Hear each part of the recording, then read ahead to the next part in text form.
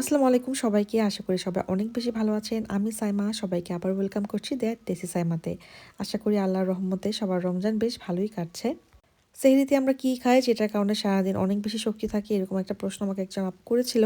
তো সেই ক্ষেত্রে আমি আবার দেখাচ্ছি আর কি। সেহরিতে আমরা দুজনে না খুবই সিম্পল খাই আর কি।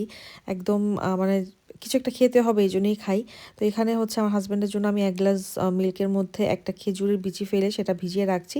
তো এটা প্রায় কয়েক ঘন্টা ভিজানো থাকলে এটা ও সেহরিতে খায়।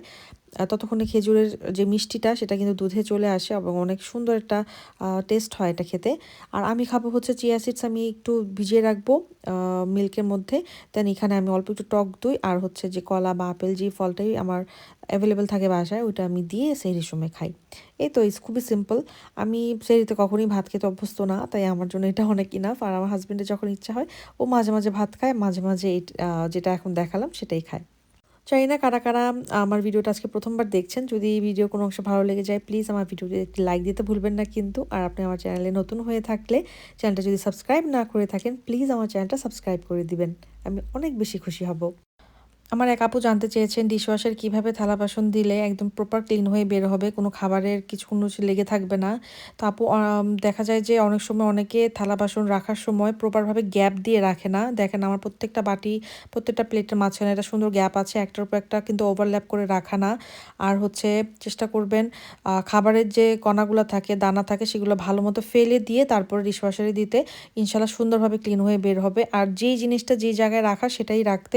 গ্লাসের জায়গায় যদি আপনি প্লেট দেন বা প্লেটের জায়গায় যদি গ্লাস দেন তখনও কিন্তু প্রপারভাবে ক্লিন হয় না। আর ডিশওয়াশার নিয়ে একটা মিসকনসেপশন হচ্ছে ডিশওয়াশার থালা বাসন দেওয়ার সময় একদম ধুয়ে পানি দিয়ে রাখতে হবে, বাট না, এটা তো আসলে ডিশওয়াশার উদ্দেশ্য না। ডিশওয়াশারের উদ্দেশ্য হচ্ছে ইকোনমিক ওয়েতে যেন থালা বাসনটা ধুতে পারে অল্প পানিতে।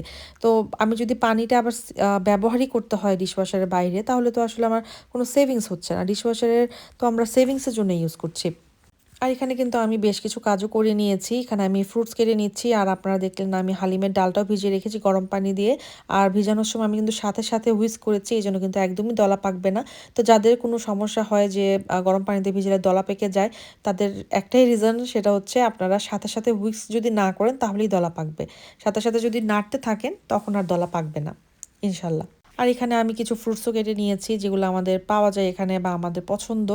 ইফতারের টেবিলে সুন্দর করে সাজিয়ে ফ্রুটস রাখলে একটু খেতে আগ্রহ লাগে। আর আমরা যেহেতু চেষ্টা করছি ভাজা পোড়াটা একটু কম খেতে, তো সেই ক্ষেত্রে ফ্রুটসটা যদি থাকে তখন দেখা যায় ফ্রুটস খেয়ে কিন্তু পেটটা অনেকটুকু ভরে। আর এটা এটা তো অনেক বেশি স্বাস্থ্যকর, এটা নিয়ে আলাদা করে কিছু বলার নাই। আর সুন্দর করে সাজিয়ে রাখলে খেতেও অনেক বেশি আগ্রহ লাগে। এখন বাজে 4টা, 4:30টার মতো বাজতেছে। আর আমি মাত্র অফিস শেষ করে নিচে নামছি, এই জন্য আমি অফিসের দিনে আসলে ব্লগ শ্যুট করতে চাই না। আর এখানে হচ্ছে গরু মাংসটা আমি সকালে ভিজিয়ে রাখছিলাম আর ডালটাও ভিজানো আছে।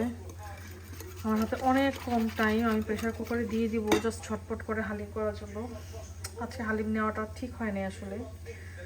এনিওয়েজ দেখা যাক কী হয়। আজকে যেহেতু ভাজা পোড়া করবো না, সো ইনশাল্লাহ হয়ে যাবে হয়ে যাবে।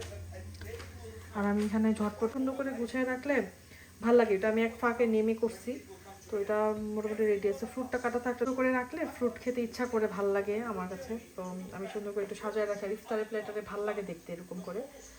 তো যাই হোক, এখানে হচ্ছে পেঁয়াজটা একটু বেরেস্তার মতো হয়ে গেছে, আমি এখন ডিশটা দিয়ে দেবো। আর একটু মশলা দিয়ে কষাবো। কিন্তু এখানে হচ্ছে হালিমের জন্য যে টুকটাক কাঁচামরিচ, ধনেপাতা, শসা, লেবু, আদা এগুলো কেটে নিব এখন। এখন হচ্ছে বাজে, আমি তাদেরকে দেখাই, 4:40। তো আমি মাংস বসাই দিছি, দেখা যাক কতক্ষণে শেষ করি। ফিয়ামানিল্লাহ।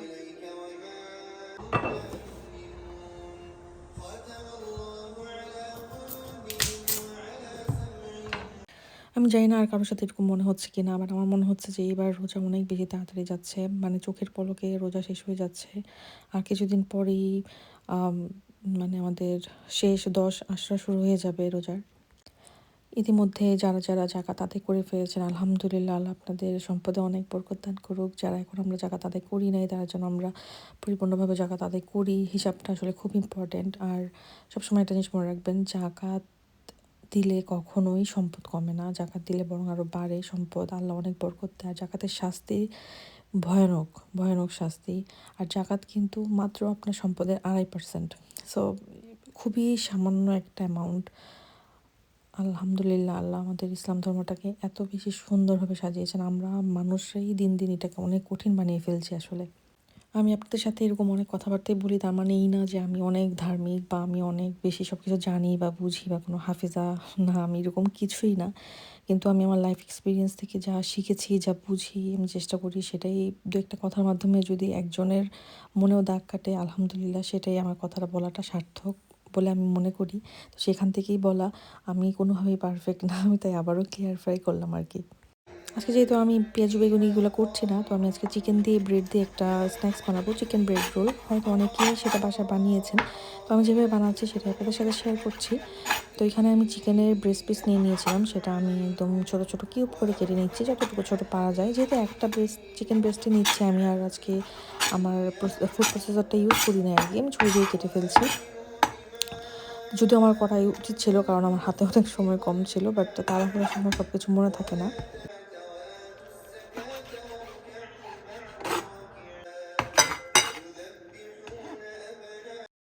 আমি কিন্তু এখন এই মাংস কাটাকাটি করার পর আমি কাটিং বোর্ড এবং ছুরি সব কিছুই কিন্তু ভালো মতো ধুয়ে ফেলবো। এগুলো আমি রেখে দিব না যে পরে ইফতারের পর করব না। কারণ মাংসে যেহেতু জার্মস থাকে, আমি চাই না কোনোভাবে ব্যাকটেরিয়ার কিছু কিছু হোক। আল্লাহ ভরসা সব কিছু আমি আমার জায়গা থেকে যতটুকু চেষ্টা করা দরকার ততটুকুই করি। আর সাথে সাথে গরম পানি দিয়ে এটা সিঙ্কটা যদি ধুয়ে ফেলি তাহলে একটু নিশ্চিন্ত থাকা যায় আর কি। আর এই যে স্পঞ্জটা দেখছেন, এটাও কিন্তু আমি ফেলে দিব, কারণ মাংস নিয়ে কাজ করলে আমি স্পঞ্জটা ব্যবহার করি না। সেটা চেষ্টা করি আমি ফেলে দেওয়ার জন্য আর কি, একবার দুইবার ইউজ করে। এটা আমি আমার ভিডিওতে অনেকবার বলেছি, তো আজকে যা হয়তো নতুন অনেকে জয়েন করতে পারেন, তো তাদের উদ্দেশ্যে বললাম, যদি আপনাদের টিপসটা ভালো লাগে থাকে। আর এই স্পঞ্জগুলা মানে খুবই অল্প প্রাইসে কিনতে পাওয়া যায়, অ্যাটলিস্ট এখানে তো পাওয়া যায় অল্প প্রাইসে কিনতে। তো সেই কারণে আমার কাছে মনে হয় যে এটা স্বাস্থ্যের দিক থেকে চিন্তা করলে এটা কোনোভাবেই অপচয় আমার কাছে লাগে না আর কি, ইনশাল্লাহ। এরপর আমি কিচেনটা একটুখানি কিচেন স্প্রে দিয়ে ওয়াইপ করে নিয়েছি, তার বাকিটা পরে করব। এখন হচ্ছে আমি অলরেডি কিন্তু চিকেনটা বসিয়ে দিয়েছি চুলায়। তো এখানে হচ্ছে ফার্স্টে আমি একটু অল্প একটু তেলে পেঁয়াজ কাঁচামরিচ দিয়ে একটুখানি সটে করে চিকেনটা দিয়ে দিয়েছি। চিকেনটা একটু কালারটা চেঞ্জ হয়ে আসলে এরপর আমি হচ্ছে একটু পাস্তা সস, একটু সাদা গোলমরিচের গুঁড়া, কালো গোলমরিচের গুঁড়া, অল্প একটু টমেটো সস, এটা দিয়ে আমি ভালো মতো একটুখানি নেড়ে নিয়েছি চিকেনটা সিদ্ধ হওয়া পর্যন্ত। লাস্টের দিকে আমি ক্যাপসিকাম দিয়েছি। ক্যাপসিকামটা একটু 2-3 মিনিটের মতো ফ্রাই করে দেন হচ্ছে আমি এটার উপর চিজটা দিয়ে দিয়েছি। দেখেন কত ক্রিমি হয়ে গিয়েছে। আর এসব নাস্তার চেষ্টা করবেন তেল কম ব্যবহার করার জন্য, কারণ তেল বেশি হলে আপনি যখন এগুলো পাউরুটি বা আপনার যে ধরনের জিনিসের উপরে বেসটার উপর আপনি যখন এগুলো দিবেন, তখন দেখবেন যে অনেক বেশি সগি হয়ে যায়। তো তেল কম ইউজ করার চেষ্টা করবেন। এখানে আমি বেশ তাড়াতাড়ি করে কাজ করার চেষ্টা করতেছিলাম, কারণ ইফতারে প্রায় আর মনে হয় 30-40 মিনিটের মতো সময় বাকি আছে। তো যাই হোক, আমি করব কি, যেহেতু আমি আপনারা দেখতে পাচ্ছেন বড় একটা পাউরুটির একটা এই প্যাকেট, তো আমি হচ্ছে যে আপাতত ইফতারে খাওয়ার জন্য 3-4টা হয়তো বানাবো। তারপর হচ্ছে বাকিটা আমি ইফতারের পরে নামাজ কালাম পরে একটু ফ্রি হয়ে বাকিটা আমি বানিয়ে ফ্রোজেন করে ফ্রিজে রেখে দিব। তো এখন আমি হচ্ছে এই 4-5টা পাউরুটির জন্য আমি 2টা ডিম ফেটিয়ে নিচ্ছি। বাকিটা থেকে গেলে আমি হচ্ছে ইফতারের পর যখন বানাবো তখন ইউজ করতে পারবো। আর অল্প একটু ব্রেড ক্রাম্বস নিয়ে নিয়েছি আমি এখানে। এই তো, আর তো কিছুই দরকার নেই। ময়দা দিয়ে কোট করার কোনো প্রয়োজন আমি আসলে মনে করি না, যথেষ্ট ক্রিস্পি এমনিতেই থাকে। কারণ ব্রেড ক্রাম্বসটাই কিন্তু এটাকে অলরেডি ক্রিস্পি করে দেয়। সো আলাদাভাবে ময়দার কোটিংয়ের প্রয়োজন নেই আর কি। আপনি চাইলে দিতে পারেন, বাট আমি এভাবে এটা ছাড়াই করি এবং আলহামদুলিল্লাহ সবাই তো ভালোই বলে খেয়ে। আমার কাছেও ভালোই লাগে, তো দরকার মনে হয় না। তো এখানে ফার্স্টে আমি পাউরুটির যে সাইডের ক্রাস্টটা এটা আমি কেটে নিচ্ছি। তারপর মানে সুন্দর করে, আর এখানকার পাউরুটিগুলো না মানে ওরকম যে একদম স্যান্ডউইচ আকৃতির পাউরুটি ওরকম হয় না। একটু শেপটা একটু ডিফারেন্ট থাকে, তাই একটু বেশি করে কাটতে হয় যাতে চার কোণার শেপটা সুন্দর মতো আসে।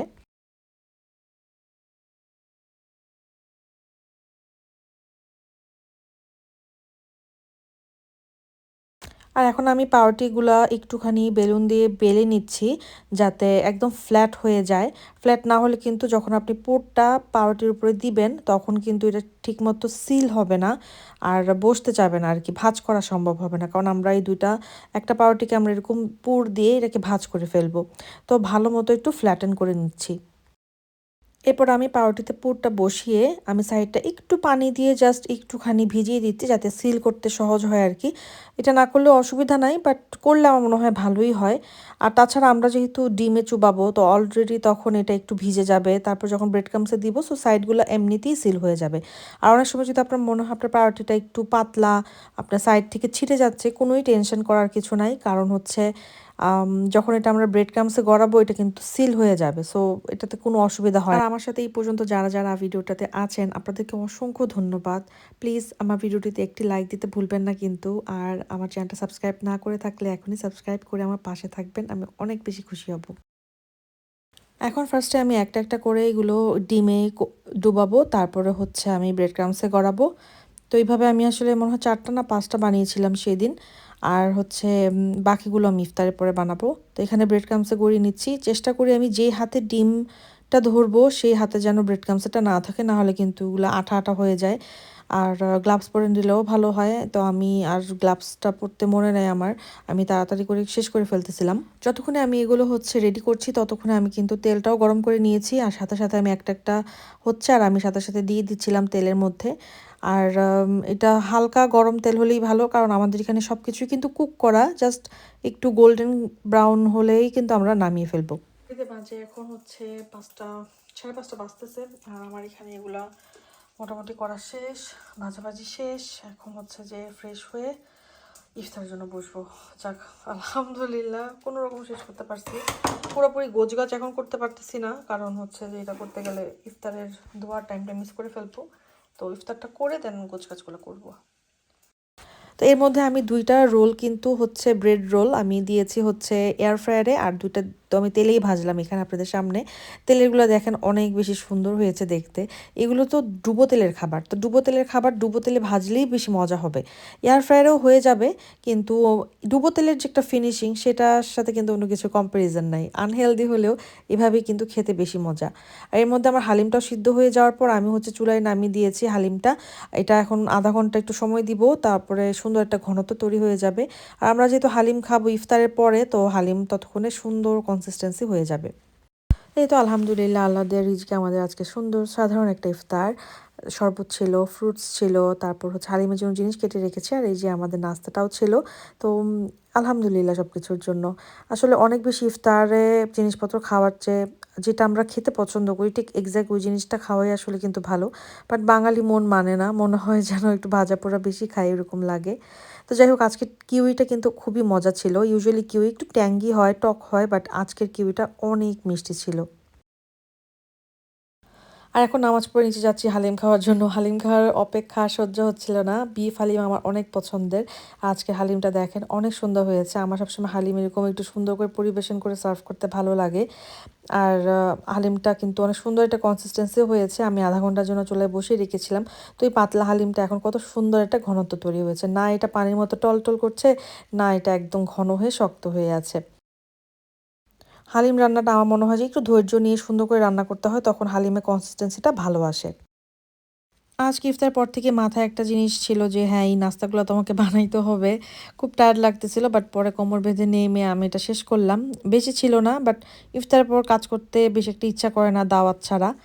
তো যাই হোক, এখন আমি এগুলো সরাসরি জিপলক ব্যাগে ডিপ ফ্রিজে রাখবো না, আগে একটু ট্রেতে বিছিয়ে শক্ত করে নিব ডিপ ফ্রিজে রেখে, তারপর আমি জিপলক ব্যাগে ভরবো। এতে এগুলো শেপগুলোও ঠিক থাকে, একটা একটার সাথে এরকম লেগে যায় না আর কি। আর এর মধ্যে হচ্ছে যে ব্রেড ক্রামসগুলো ইউজ করেছে অল্প কিছু রয়ে গিয়েছে, এটা আমি ছাঁকনি দিয়ে একটা ছেঁকে তারপর হচ্ছে আবার ইউজ করতে পারবো। এটা একটা টিপস বলতে পারেন। এতে হয় কি ব্রেড ক্রামসগুলো মানে ফেলনাও যায় না, আবার হচ্ছে যে নেক্সট ডে নিজেদের বাসায় বানানোর জন্য কোনো স্ন্যাক্সে ব্যবহারও করা যায়। এই যে ক্রামসগুলো এগুলোর কারণে কিন্তু পরে দেখা যায় যে ব্রেড ক্রামসটা নষ্ট হয়ে যায়, তো এটা যদি ছেঁকে নেন দেখেন একদম সুন্দর ঝরঝরা হয়ে গিয়েছে। তো এখন হচ্ছে 1 কাপ চা নিয়ে বসবো, সব কাজকর্ম শেষ করে। চাটা খেলে একটু মনে হয় আরাম লাগবে। তো সেইজন্য চাটা নিয়ে উপরে যাচ্ছি। এখন একটু বিছানায় বসে চা খাবো। নিজের মতো একটু সময় কাটাবো। আর আমি নিচ থেকে আসার সময় কিন্তু কিচেনে আমি যা যা যাবতীয় ধোয়াধুয়ি করা এগুলো ধুয়ে দিয়ে আসছি। এগুলা ড্রাই হয়ে যাবে। ডিশওয়াশারে যা দরকার সেটা দিয়ে আসছি। তো একদম নিশ্চিন্ত রান্নাঘর পুরোপুরি ক্লিন।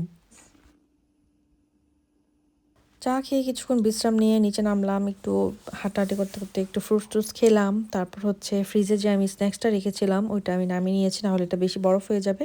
তারপরে এখন আমি তো জিপলক ব্যাগে ভরে রাখলাম। এটা এইভাবে আমি প্রায় 1 মাসের মতো খেতে পারবো। ব্রেডের জিনিস আমার মনে হয় 1 মাস 1.5 মাসে বেশি না খাওয়াই ভালো। অনেক দিন ধরে কোনো ধরনের চকলেট খাওয়া হয় না, রোজা থাকার কারণে তো আসলে দিনের বেলা তো খাওয়াই হয় না। আর রোজার পরে ইফতারের পরেও আসলে না খাওয়া হয় না। কিন্তু এত ক্রেভিংস উঠে আমার রোজা রাখা অবস্থায় মাঝে মাঝে, যে একটু যদি চকলেট খাইতে পারতাম। আমি জানি না কার সাথে এরকম হয় যে হঠাৎ হঠাৎ কিছু একটা খাওয়ার অনেক ক্রেভিংস ওঠে। তো আমি সেদিন একটু গ্রোসারি স্টোরে গিয়েছিলাম, তখন আসার সময় একটা ছোট্ট একটা প্যাকেট কিনে নিয়ে আসছি, যাতে একবারে শেষ হয়ে যায় 1-2 দিনের মধ্যে। কারণ বড় চকলেট কিনলে এটা তো শেষ করতে হয়, আর চকলেট খাওয়া তো আসলে স্বাস্থ্যকর কিছু না। বাট অনেক ক্রেভিংস উঠতেছিল, কিন্তু ইফতারের পর না আর খাওয়ার ইচ্ছাই করে না কেন জানি। মনে হয় যেন রোজা রেখে প্রত্যেক দিন এটা নামায় রাখি, এখানে রাখি যে খাবো, বাট আর খেতে ইচ্ছা করে না। তো পরে আজকে নামাজ কালাম পড়ার পর মনে হলো একটু ক্ষুধা ক্ষুধা লাগছে, তো ভাবলাম যে ভাত খাওয়ার আগে আমি চকলেটটা একটু খাই, নাহলে আজকেও খাওয়া হবে না। কার কার ফেরো রোজার অনেক পছন্দের কমেন্ট করে জানাবেন। আমার কিন্তু খুবই ভাল লাগে, এটার যে রাফলেটা আছে ওইটাও ভালো লাগে, বাট ফেরো রোজারটা আমার বেশি ভালো লাগে আর কি। আর যেসব চকলেটসে নাটস দেওয়া থাকে আমার ওই ধরনের চকলেট বেশি পছন্দের। জাস্ট ডেইরি মিল্ক বা জাস্ট কিটক্যাট এগুলো আমার খুব একটা ভালো লাগে না, কিন্তু স্নিকার্স খুব ভালো লাগে, কারণ এটাতে অনেক নাটস থাকে, ফেরো রোজারে নাটস থাকে, বা যে কোনো ধরনেরই চকলেটে নাটস থাকলে আমার অনেক ভালো লাগে। হার্শিসে যেগুলোতে অ্যালমন্ড থাকে দেওয়া থাকে ভিতরে, ওগুলো আমার অনেক ভালো লাগে খেতে।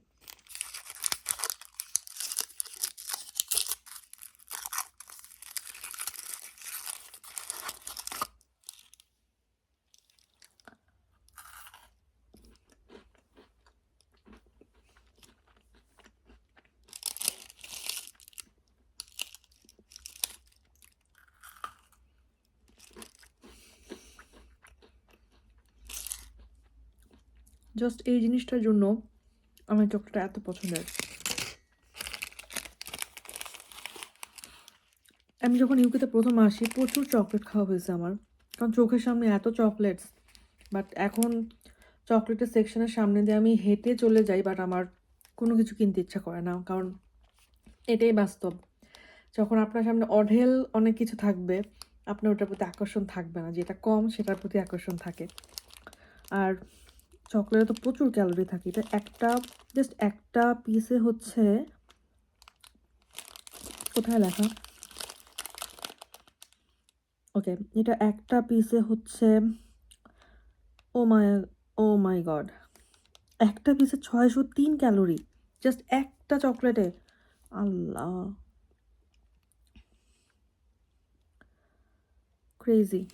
যাই হোক, এটা তো আর খাওয়াই যাবে না, যা একটু খাওয়ার মোটিভেশন পাইছি ওটা আর নাই আমার। যাই হোক, আমি না অনেক বেশি সরি, এখানে প্রতিটা চকলেটে প্রায় 60 থেকে 80 ক্যালোরির মতো হবে, 600 না। আমি হঠাৎ করে ভুল দেখে ফেলেছি, ইফতারের পর মাথা টাথা পুরো নষ্ট হয়ে গেছে আমার। তো যাই হোক, আশা করি আজকে ভিডিওটা আপনাদের কাছে ভালো লেগেছে। আর ভালো লাগলে প্লিজ আমার চ্যানেলটাতে সাবস্ক্রাইব করতে ভুলবেন না, ভিডিওতে একটি লাইক দিবেন। দেখা হবে নেক্সট ভিডিওতে। আল্লাহ হাফিজ, আসসালামু আলাইকুম।